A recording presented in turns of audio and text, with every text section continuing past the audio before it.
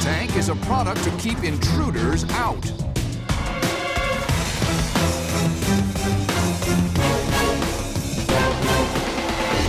All it takes is a great pitch on Shark Tank to turn you into an overnight millionaire. But an even better pitch can bring in something worth more than $1 million.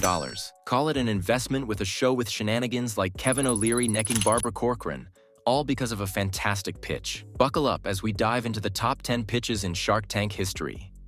Number 10. Lumio, Season 6.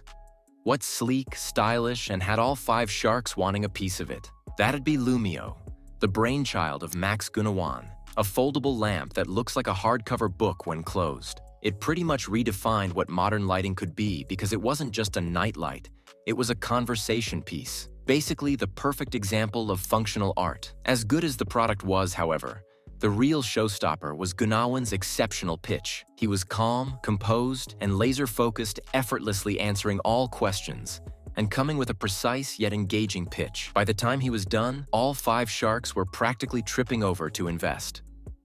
Number 9. Beatbox Beverages, Season 6. As far as entrances are concerned, few had one better than Brad Schultz, Amy Stedman, and Justin Fenchel.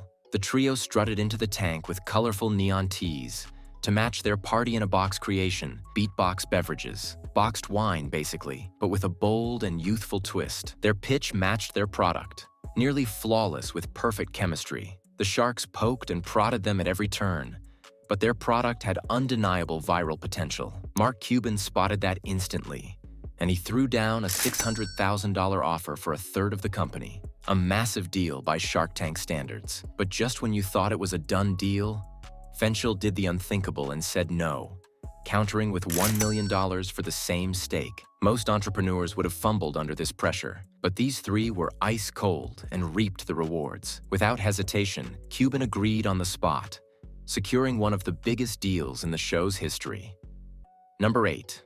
EmazingLights, Season 6.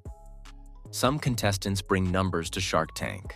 Others bring passion. Brian Lim brought both, and a light show. The product was LED gloves, popular in rave culture, and Lim did a great job of detailing how they worked. But the show he put on wasn't only what got the sharks on board, it was the $7 million revenue he generated in only 4 years. Lim, exuding confidence, had a practical long-term plan.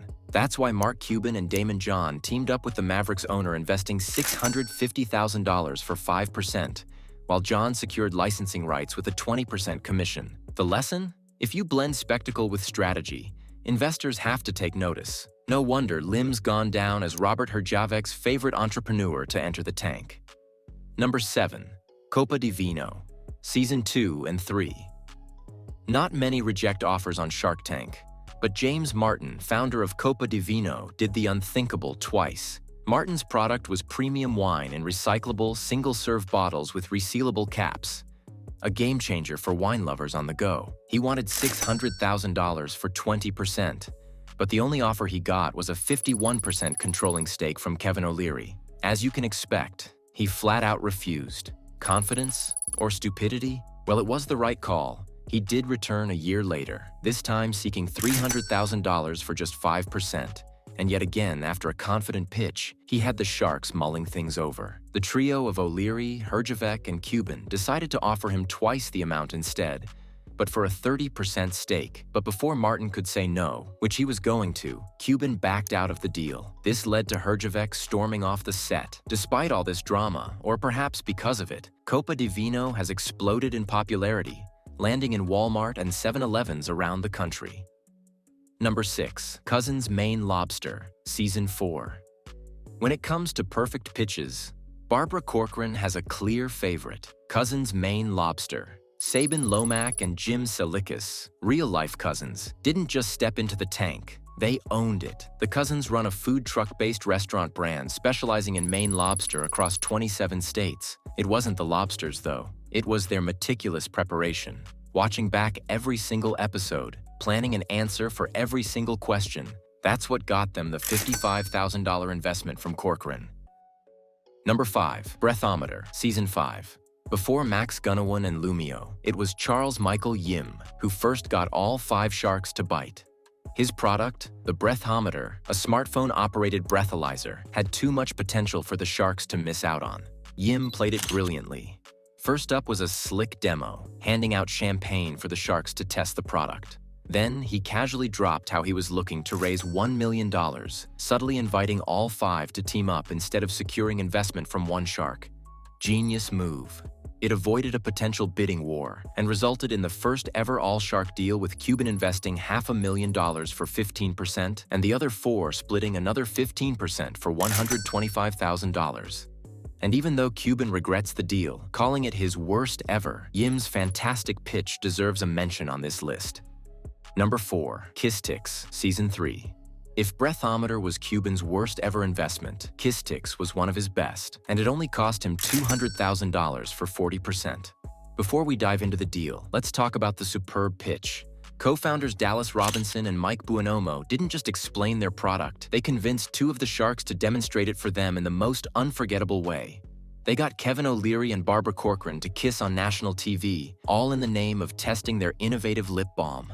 After all, Kistix wasn't just any balm. It created new flavors when 2 people kissed, combining together romance and chemistry. This bold pitch, along with their plans to expand into gum and breath spray, were enough to seal the deal with Cuban. Number 3. 1031 Productions, Season 5.